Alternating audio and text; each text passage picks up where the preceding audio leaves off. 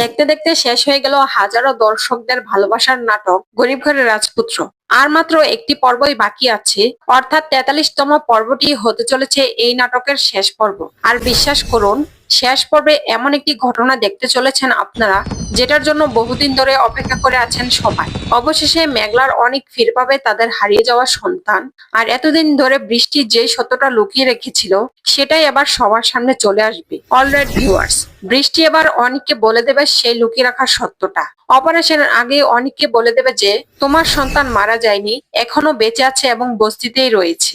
অন্যদিকে সাব্বিরও মেঘলার কাছে গিয়ে একই সত্যটা জানিয়ে দেবে, কেননা সাব্বির কিন্তু দেখে নিয়েছে বৃষ্টি যে বাচ্চাটাকে কোলে নিয়েছিল বস্তিতে গিয়ে। আর এই খবরটাই সাব্বির গিয়ে মেঘলাকে বলবে যে তোমাদের সন্তান মারা যায়নি, আমি নিজ চোখে তোমাদের সন্তান বস্তিতে দেখে এসেছি। আর এত বড় সুখবরটা শোনার পর মেঘলা আর এক মুহূর্ত দেরি করবে না। মেঘলা অনেককে নিয়ে ছুটে যাবে নিজের সন্তানকে ফিরিয়ে আনতে। সবচেয়ে ভালো বিষয় হলো, শেষ পর্যন্ত অনেক মেঘলা আর তাদের ছোট্ট একটি সুখের সংসার আপনারা দেখতে চলেছেন। আর বৃষ্টিও নিজের ভুলটা বুঝতে পারবে আর অনেকের জীবন থেকে নিজে থেকেই সরে যাবে। এরপর সাব্বির আর বৃষ্টি আবারও এক হয়ে যাবে। এদিকে রাতুল আর অনেকের চাচা চাচি এতদিন ধরে যেসব অন্যায় করে আসছিল, তারও শেষ বিচার হবে। আবার তাদের সবাইকে পুলিশের হাতে তুলে দেওয়া হবে। সব মিলিয়ে শেষ পর্বে কান্না আছে, সুখ আছে, মিলনও আছে, আবার খারাপ মানুষগুলির শাস্তিও আছে।